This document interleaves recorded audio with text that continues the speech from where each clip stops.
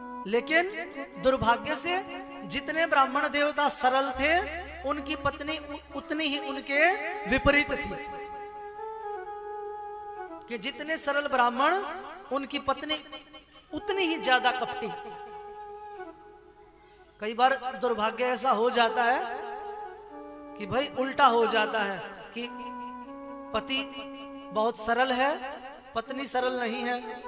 कई बार पत्नी ज्यादा सरल हो जाती है, पति उसके विपरीत हो जाता है। तो यहां पर आत्मदेव का दृष्टांत बताया कि आत्मदेव नाम के ब्राह्मण हुए कि जो बहुत विद्वान थे, धुंधली उनकी पत्नी थी, जो बड़ी ही क्रूर स्वभाव की थी। लोक वार्ता रता क्रूरा प्रायशो बहुजल्पिका, बहुजल्पिका बहुत बोलने वाली, कि महाराज बहुत बोले। जब तक दिन में एक दो से झगड़ा न कर ले, तब तक उसे चैन न आए। और आज भी स्थिति कुछ कुछ दिखाई देती है। कहीं कहीं हम देखेंगे तो अपने आस पड़ोस में हमें ऐसे ऐसे उदाहरण मिल ही जाते हैं कि बहुभाषिका, बहुजल्पिका, बहुत ज्यादा बोले। जब तक दो चार लोगों से झगड़ा न कर ले तो उसे आनंद न आए, ये कहें कि उसे भोजन हजम ना हो। और जिस दिन नहीं कर पाए तो किसी का झगड़ा करा ही दे। भाई एक काम तो होना चाहिए, या तो झगड़ा करे, और किया नहीं तो किसी का करा तो दे कम से कम, तो उसे शांति ना मिले। कि ऐसा स्वभाव उसका। किंतु पंडित जी बेचारे बहुत शांत, क्योंकि विद्वान है।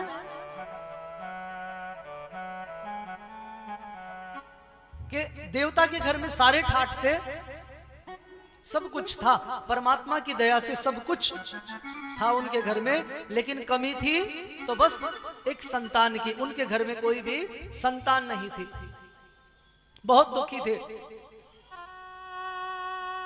कि यद्यपि ज्ञानी थे लेकिन अपने घर में संतान नहीं थी। देखिए इस चीज का ज्ञान, विद्वता का प्रारब्ध से लेना देना होता है, लेकिन कई बार इसका अर्थ ये नहीं है कि प्रारब्ध से हटकर मनुष्य, भाग्य से हटकर मनुष्य सब कुछ प्राप्त कर सकता है। तो ऐसी ही स्थिति आत्मदेव ब्राह्मण की थी कि संतान न होने के कारण बड़े दुखी रहते कि भाई मेरे बाद मेरे पितरों का तर्पण कौन देगा, इन्हें जलांजलि कौन देगा। तो एक दिन दुखी होकर घर से बाहर निकल लिए कि महाराज मेरे जीने का कोई लाभ नहीं है। चले गए। जिस प्रकार घर से निकले थे, लगता था कि आज वापस नहीं आएंगे, लेकिन सौभाग्य से संतों का दर्शन हुआ मार्ग में। संतों ने देखा कि भाई यह ब्राह्मण रो रहा है, तो संतों को दया आ गई कि महाराज क्या बात है, क्योंकि संतों का स्वभाव बड़ा ही दयालु होता है। वज्रादपि कठोराणी मृदुनी कुसुमादपि, उनके संतों के विषय में बताया है कि वज्र से भी कठोर होते हैं। अगर कोई दुराग्रह करे तो वो वज्र के समान कठोर हो जाते हैं, और अगर कोई दीनता दिखाए तो मृदुनी कुसुमादपि, वो फूलों से भी कोमल हो जाते हैं। इसलिए कहा महाराज लोकोत्तराणाम ही चेतांसी को ही विद्या तुम अर्हसि। इन संतों के स्वभाव को ही विद्या तो कौन जान सकता है महाराज, कोई नहीं जान सकता। कि बड़ा ही कि विविध प्रकार के स्वभाव होते हैं। तो संतों का स्वभाव दयालु था। दया आ गई कि पूछा क्या बात है, क्यों रो रहे हो। कथम रोदसी विप्रत्वम काते चिंता बलियसी, कि क्यों रो रहे हो ब्राह्मण, तुम्हें क्या चिंता है। क्योंकि संतों के मन में विचार था कि इस जंगल में अगर रो रहा है तो हो सकता है भगवान के लिए ही रो रहा हो, तो जरूर यह भगवान के लिए ही इसके मन में लो लगी होगी। लेकिन जब बात किया तो देखा कि ब्राह्मण देवता तो एक पुत्र के लिए रो रहे हैं। कि संत भी सोचने लगे महाराज कि ये सोचे थे कि एक आदमी तो प्रभु के लिए रोने वाला मिला, कि यह भी बेटे के लिए रो रहा है। तो कहा कि महाराज प्रारब्ध को कौन मिटा सकता है? ब्राह्मण देवता। कोई बात नहीं, तुम्हें पुत्र नहीं है, और पुत्र होने से क्या हो जाएगा? अब ब्राह्मण देवता तो कहें कि भाई मुझे तो पुत्र चाहिए, कि आगे मेरे पितरों का क्या होगा आगे, कि महाराज मेरे सारे जो कर्म है मैं छोड़ के जाऊंगा, उनको कौन करेगा? तो मेरे बाद कोई तो होना चाहिए, किसी से तो हम सुख की आशा कर सकते हैं।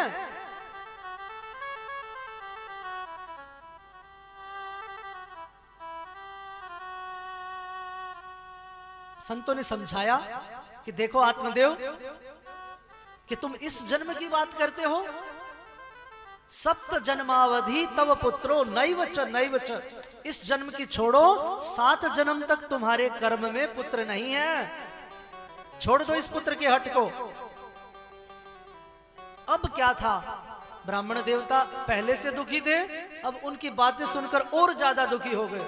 अब किसी को एक दुख हो और उसको कोई और ज्यादा बड़ी बात बताए तो फिर क्या होगा? एकस्य दुःखस्य न यावदंतम तावत द्वितीयम समुपस्थितम में, कि भाई एक दुख तो मिटा नहीं था, दूसरा और आ गया कि महाराज इस जन्म की छोड़ो, अगले में भी, अगला छोड़िए, 7 जन्मों तक कुछ नहीं है। ब्राह्मण देवता संतों के पैर पकड़कर रोने लगे, कि प्रार्थना करने लगे कि प्रभु कुछ भी हो, मुझे एक पुत्र का आशीर्वाद जरूर दीजिए। यद्यपि बार बार समझा रहे हैं, लेकिन कई बार व्यक्ति जब दुराग्रह कर लेता है, समझाने पर भी नहीं समझता, तो यह उसके लिए अच्छा नहीं होता। संत समझा रहे हैं कि मुंचा ज्ञानम प्रजारूपम बलिष्ठो कर्मणागति, कि हे ब्राह्मण अज्ञान को मुंच छोड़ दे, बलिष्ठा कर्मणो गति, कर्म की गति बहुत बलवान है, तेरे भाग्य में नहीं है तो क्यों दुराग्रह कर रहा है? तो महाराज कहा कि आप संत लोग हैं, आपको क्या पता, अपुत्रस्य गृहम शून्यम, कि भैया पुत्र के बिना तो घर सूना होता है, कि संतान के बिना तो घर सूना होता है। और देखिए यहां पर पुत्र का अर्थ केवल पुत्र नहीं है, कि किसी ने प्रश्न किया कि आत्मा वही पुत्र हो,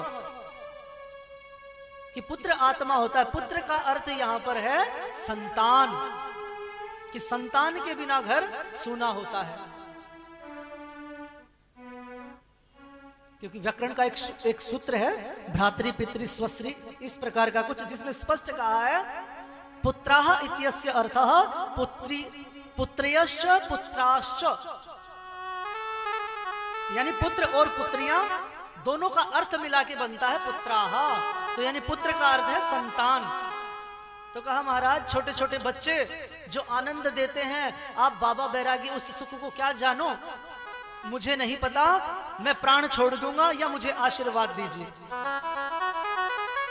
तस्य आग्रहम विलोक्य फलम एकम सदत्तवान इदम भक्षय पत्न्यात्वम ततः पुत्रो भविष्यति। उसके इस प्रकार से बार बार आग्रह को, दुराग्रह को, प्रार्थना को देखकर संतों को दया आ गई, एक फल दिया, कहा अपनी पत्नी को दे देना, पुत्र हो जाएगा। बस फल लेकर ब्राह्मण देवता बड़े प्रसन्न भागे भागे घर आए और सीधा अपनी पत्नी को दिया। पत्नी ने ले लिया, कहा इसे खाओ। बोली ऐसे थोड़ी खाऊंगी। धुंधली ने कहा कि इस प्रकार नहीं खाऊंगी, पहले स्नान करूंगी, भगवान का भजन करूंगी, पूजा करूंगी, उसके बाद खाऊंगी। फल रख लिया, खाया नहीं। बार बार मन में बड़े विचार आ रहे हैं कि फल भक्षणेन गर्भस्यात् गर्भेणोदर वर्धिता। अब मन में विचार कर रही है, बात कर रही है कि भाई कि जब मैं इस फल को खा लूंगी तो इससे तो गर्भ होगा, कि मैं गर्भवती हो जाऊंगी, स्वल्प भक्षम ततो शक्ति गृह कार्यम कथम भवेत। तो महाराज कि जब गर्भिणी हो जाती है महिला, जब उसे गर्भ होता है तो उसमें अशक्ति, उसकी शक्ति न्यून हो जाती है, मेरी शक्ति कमजोर हो जाएगी। कथम कार्यम भविष्यति, तो घर का काम कौन करेगा? कि पंडित जी ने तो कह दिया कि फल खा ले, अगर मैं गर्भिणी हो गई तो घर का काम कौन करेगा?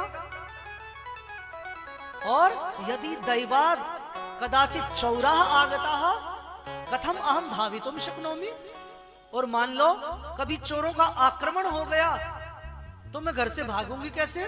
पंडित जी तो छोड़ के भाग जाएंगे। अब देखिए दुराग्रही मनुष्य जो होता है, जिसकी बुद्धि उल्टी होती है, वह हमेशा उल्टी ही बात सोचता है, कि सारी बातें उल्टी उल्टी कर रही है। कि लालने पालने दुखम प्रसूतायाश्च वर्तते, फिर सोच रही है कि महाराज चलो ठीक है कि पैदा भी हो जाएगा, कोई बात नहीं, संतान पैदा हो जाएगी। लालने पालने दुखम, तो उसे उसकी लालन पालन में बड़ा कष्ट है कि उसे पालना पड़ेगा, यह भी एक बहुत भारी समस्या है। एवं कुतर्क योगे न तत्फलम नैव भक्षितम, इस प्रकार से कुतर्क करते हुए उसने उस फल को नहीं खाया। बहन आ गई कि जैसी वह स्वयं थी वैसी उसकी उसी की समान बुद्धि वाली बहन होगी, क्योंकि दुष्टों के मित्र भी दुष्ट ही होते हैं, प्रायशः दुष्ट होगा, उसकी मित्रता भी दुष्टों के साथ ही होगी। ऐसी ही उसकी बहन थी जिससे बातचीत की, निश्चित कर लिया कि चिंता मत कर कि मैं अपना पुत्र दे दूंगी। यह निश्चित हुआ और कहा कि अगर, बहन ने कहा कि इस फल का, वैसे तो फल खाने से कुछ हो नहीं सकता, खा न खा तेरी मर्जी, लेकिन फल की ज्यादा ही परीक्षा करनी है तो गाय को खिला दे कि देख लेते हैं कि इस फल का भी प्रभाव। फल गाय को खिलाया गया। अब समय के अनुसार पंडित जी को भी पुत्र की प्राप्ति हुई और गाय को भी पुत्र हुआ। गाय को जो पुत्र हुआ उसका नाम गोकर्ण रखा गया। अब धुंधली को जो पुत्र हुआ, अर्थात पुत्र जो बहन का पुत्र था, जिसे लेकर आई, कहने लगी कि भाई आपने अपनी मर्जी से इसका नाम रख दिया, यह मेरा बेटा है, मेरा भी हक है कि मैंने इसे 9 महीने पेट में रखा है, इसका नाम मैं अपने नाम पर रखूंगी। तो उसका नाम धुंधुकारी रख दिया कि धुंधुकारी नाम से वह कुख्यात हुआ। अब समय के साथ साथ दोनों बड़े हुए, एक कुख्यात हुआ और एक विख्यात हुआ। गोकर्ण जी बड़े ही विद्वान बने। गोकर्ण पंडितो ज्ञानी धुंधुकारी महाकला। गोकर्ण जी बड़े ही ज्ञानी बने, धुंधुकारी महाकला। और धुंधुकारी जो था बड़ा ही धूर्त महाकला, कष्ट देने वाला, सारा घर का सामान बेच दिया, सारा धन छीन लिया माँ बाप का। अब पंडित जी बड़े दुखी हुए कि पहले दुखी थे कि बेटा नहीं है, अब दुखी है कि ये बेटा क्यों है। अब बार बार संतों की बात ध्यान में आ रही है, क्या किया जाए। तो यहां पर गोकर्ण जी ने पिताजी को समझाया है, पिताजी कि यह पापी है, यह किसी की नहीं मानेगा।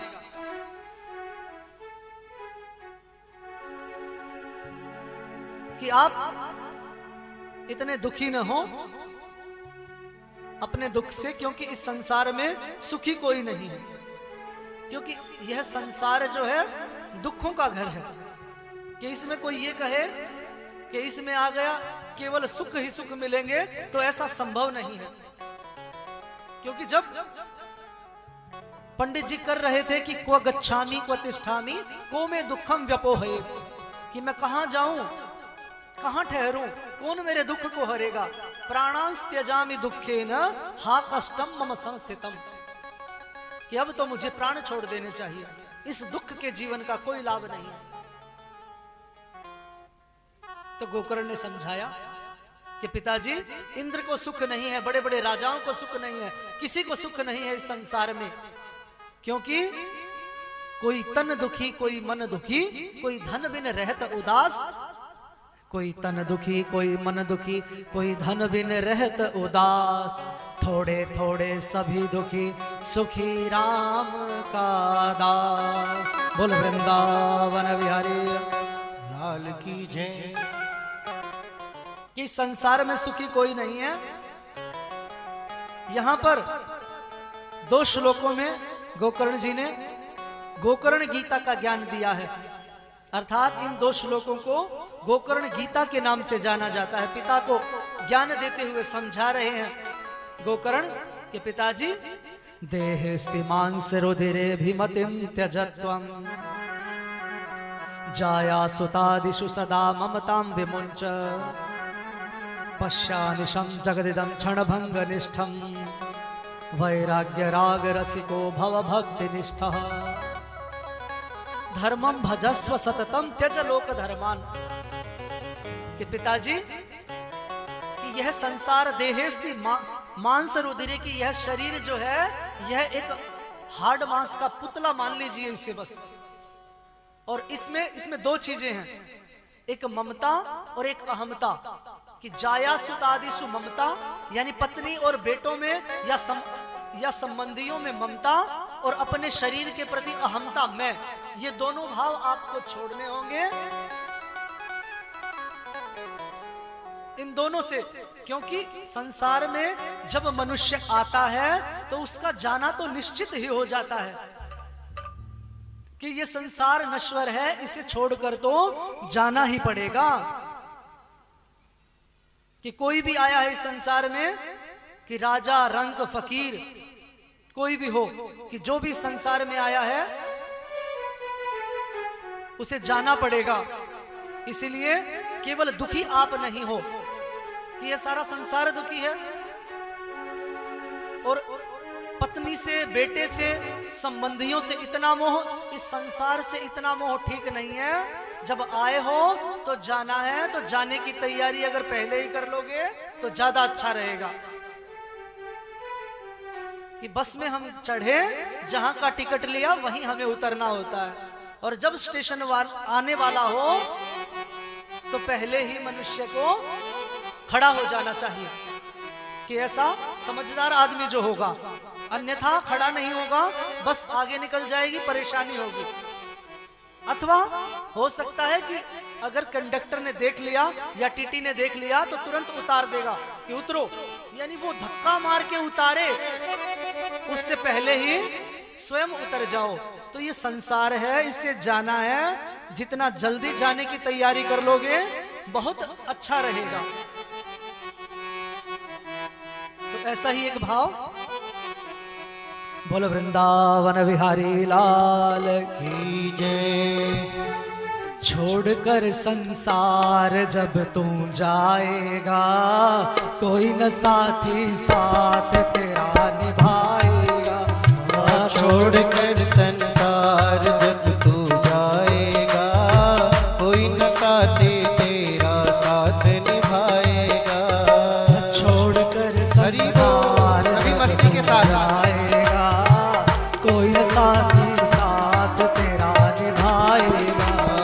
छोड़कर संसार जब तू जाएगा, कोई न साथी तेरा साथ निभाएगा। श्री राधे।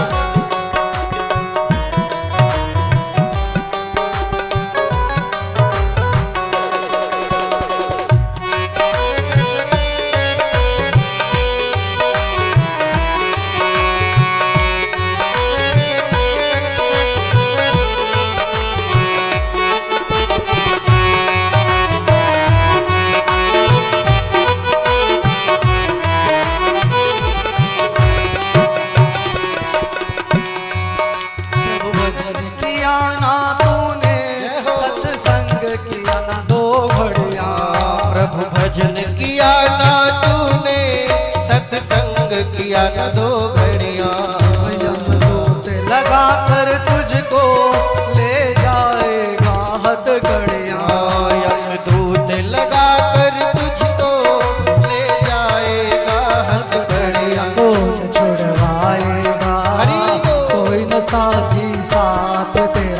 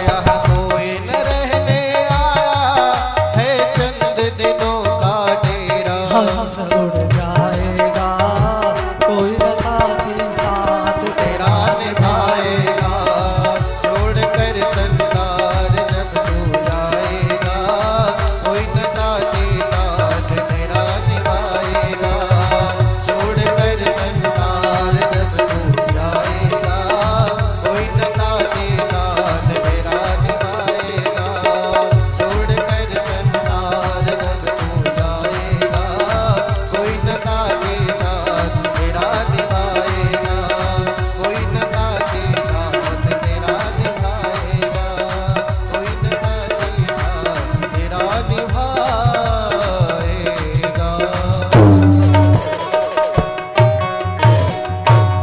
बोल वृंदावन बिहारी लाल की। जय।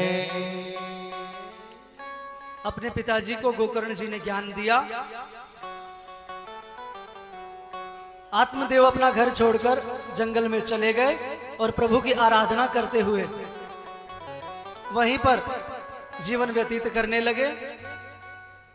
अब धुंधुकारी ने धीरे धीरे घर का सब कुछ बेच डाला। मां को इतना मारा, धुंधली को इतना मारा कि एक दिन तंग आकर कूपे सा पतिता, वह कुएं में कूद गई और उसकी जीवन लीला का अंत हो गया। इसीलिए हमेशा याद रखना चाहिए मनुष्य को, अवश्यमेव भोक्तव्यम कर्म यत् शुभाशुभम्, कि मनुष्य को चाहे उसका अच्छा कर्म हो या बुरा कर्म हो वह भोगना पड़ेगा। कि आत्मदेव जी का अच्छा कर्म था गोकर्ण, तो उस गोकर्ण से ज्ञान पाया। धुंधली का बुरा कर्म था धुंधुकारी, तो उसका कष्ट उसे भोगना पड़ा। अब गोकर्ण जी ने सोचा पिताजी जा चुके हैं, मां मर चुकी है, कि अब मेरा नंबर है, तो स्वयं तीर्थ के लिए चले गए। अब किसी की रोक टोक नहीं रही। धुंधुकारी घर में ही कुछ वैश्याओं को लाकर वहीं पर दुराचार से रहने लगा। धन समाप्त हो चुका था तो धन यहीं कहीं से चुराना शुरू कर दिया। अब वैश्याओं ने सोचा कि यह अवश्य ही एक दिन तुम्हारे लिए प्राण संकट बन सकता है। तो उन्हीं वैश्याओं ने एक दिन, जब वह मदिरा पीकर अचेत था, तो उसे मृत्यु देने की सोची, और जब उसे मारा, मर नहीं रहा था, तो उसके मुंह में तप्ता अंगार डाली। इस प्रकार से पापी धुंधुकारी का अंत था, बड़ा बुरा हुआ। गोकर्ण जी को पता लगा। उन्होंने अपने भाई के निमित्त सारा कर्म किया, घर आए,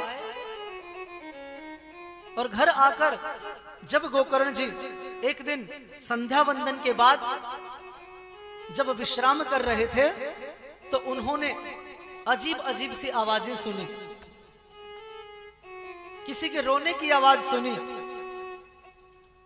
पता नहीं लगा कि कौन है। कि पूछा कि तुम कौन हो, तो कभी किसी पशु की आकृति दिखाई दे, कभी किसी भैंसे पशु की आकृति दिखाई दे, कभी किसी मानव की, कभी किसी दानव की।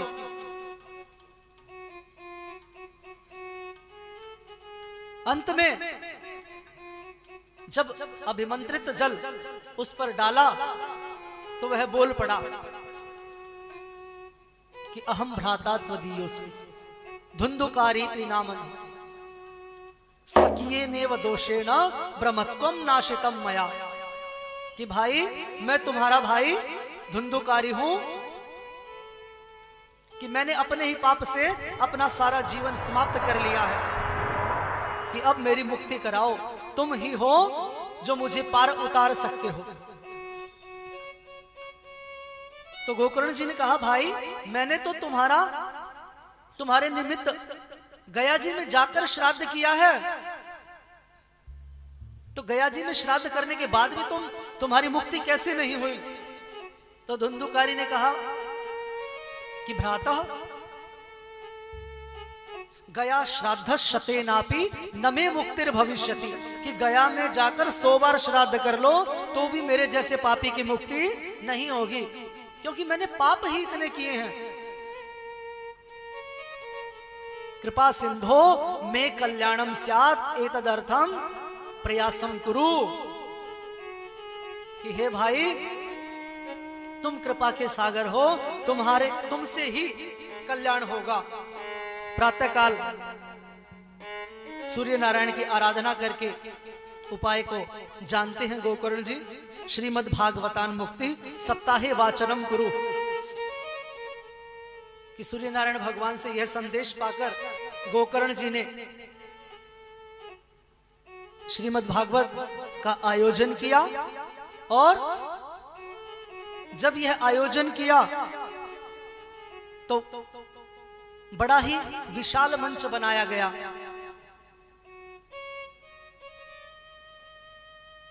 सभी ऋषियों को निमंत्रण दिया गया, सभी आ गए, विधिवत पाठ हुआ, और अंत में जब कथा समाप्ति की तरफ थी तो कहते हैं कि भगवान विष्णु के जो दूत थे वह आ गए और वह धुंधुकारी को लेकर चले गए। अब इस बात को देखकर गोकर्ण जी को बड़ा आश्चर्य हुआ कि अत्रैव बहवः सन्ति श्रोतारो मम निर्मलाः, कि यहां पर बहुत सारे श्रोता थे, कि श्रोता तो बहुत सारे थे, लेकिन विमान केवल धुंधुकारी के लिए क्यों आया, क्योंकि कथा तो सभी ने सुनी है। तो विष्णु दूतों ने कहा कि कथा तो सभी थे, लेकिन कल्याण के लिए, श्रद्धा से अपनी मुक्ति के लिए जिसने सुनी है वो केवल धुंधुकारी ही था। क्योंकि संसार में भी हम देखते हैं कि कथा में इतना ज्यादा ध्यान नहीं लगाते लोग।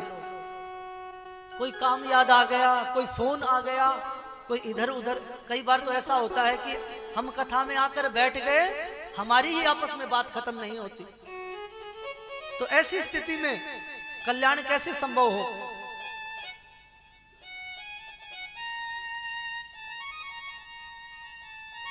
तो अब इस रहस्य को गोकर्ण जी जान चुके थे। गोकर्ण जी ने सभी भक्तों को आश्वस्त किया कि चिंता मत करो, कि हम पुनः करेंगे, और पुनः हम दत्तावधानेन कथाम इमाम श्रोष्याम, कि अब की बार हम इस कथा को पूरे ध्यान से सुनेंगे। बंधुओं, गुरु सभी विद्यार्थियों को एक कक्षा में पढ़ाता है, उसी कक्षा में तो सबसे श्रेष्ठ विद्यार्थी पढ़ता है, और उसी कक्षा में सबसे निम्न स्तर का विद्यार्थी पढ़ता है। गुरु ने बराबर प्रयास किया है दोनों के लिए, लेकिन एक तो उस प्रयास से प्रथम श्रेणी में पास होता है और एक रह जाता है। तो यह दोष किसका है कि गुरु ने तो बराबर ही पढ़ाया था कि वितरति गुरु प्राज्य विद्याम यथैव तथा जड़े। उत्तर रामचरितम का एक श्लोक है कि वितरति गुरु प्राज्य विद्याम यथैव तथा जड़े। जिस प्रकार प्राज्ञ विद्वान को विद्या देता है गुरु, तथैव जड़े, वैसे ही सामान्य को देता है। लेकिन ये अगर किसी का दोष है तो मनुष्य की अपनी बुद्धि का दोष है। तो पुनः इस भाव को जानते हुए पुनः कथा का आयोजन किया, और इस बार सभी श्रोता भी सावधान हो चुके थे। गोकर्ण जी ने कथा का आयोजन किया, सभी भक्तों को कथा सुनाई। तो अब की बार एक बड़ा ही महत आश्चर्य हुआ कि जितने श्रोता थे उतने विमान लेकर भगवान विष्णु के दूतों को आना पड़ा। बोल वृंदावन विहारी लाल की जय।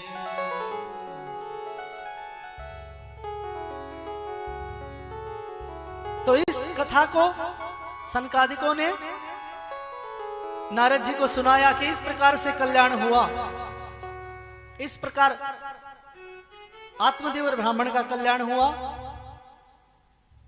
और आत्मदेव के पुत्र का कल्याण हुआ, धुंधुकारी का कल्याण हुआ। तो धुंधुकारी जैसा पापी छूट सकता है, सभी श्रोता अगर वैकुंठ में जा सकते हैं तो जन सामान्य कोई क्यों नहीं जा सकता। इसके बाद सूत जी ने इस कथा की श्रवण विधि बताई कि इस कथा को किस प्रकार से सुनना चाहिए।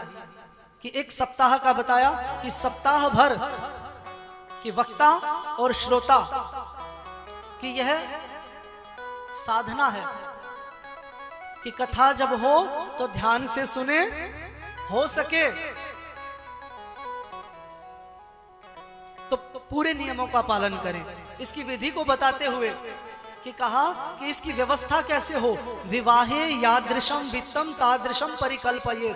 जिस प्रकार घर में हम विवाह की तैयारी करते हैं कि जब घर में बेटी का विवाह या बेटे का विवाह होता है तो हम कई महीने पहले लग जाते हैं, इसी प्रकार से कथा की तैयारियों में लगना पड़ता है और लगना चाहिए, तब व्यवस्था होती है। सबसे पहले उत्तम विद्वान ब्राह्मण का चुनाव, उसमें मुहूर्त का विषय आया कि मुहूर्त को कैसे देखा जाए, क्या देखा जाए या न देखा जाए। तो अगर आपके मन में कोई विशेष कामना है, आप किसी निमित्त से कर रहे हैं, तो आपको मुहूर्त देखना चाहिए। अन्यथा केवल स्वांतः सुखाय, केवल भगवान की आराधना करने के लिए, केवल प्रभु को प्रसन्न करने के लिए आप करना चाहते हैं तो मुहूर्त देखने की भी आवश्यकता नहीं है। इसीलिए कहा कि सदा सेव्या कि हमेशा सेवन करो। उसमें कोई विशेष महत्व, विशेष समय का नहीं बताया कि विशेष समय का श्रवण करो। कहा सदा सेव्या, कभी भी सेवन करो।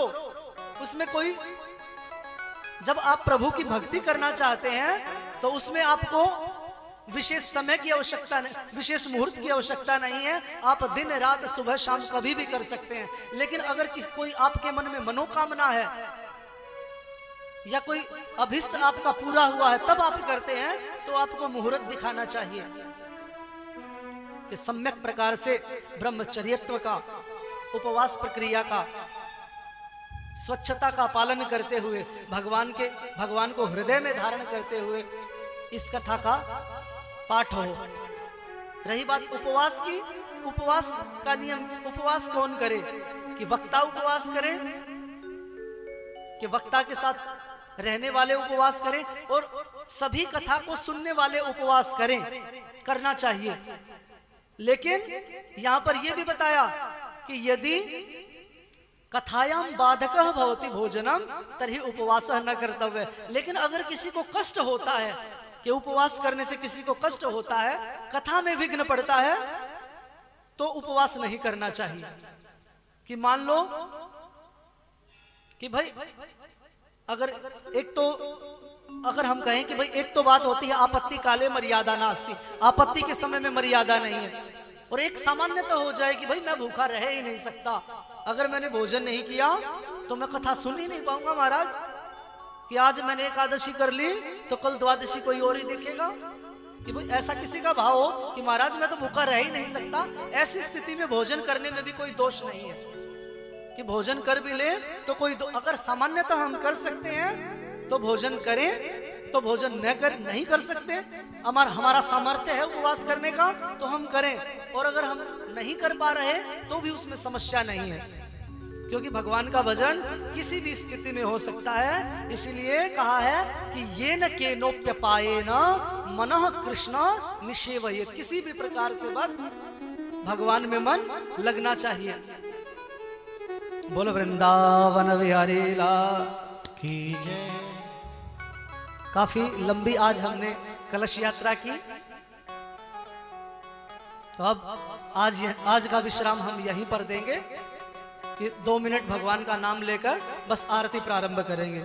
ओ श्रीमन नारायण नारायण नारायण, श्रीमन नारायण नारायण नारायण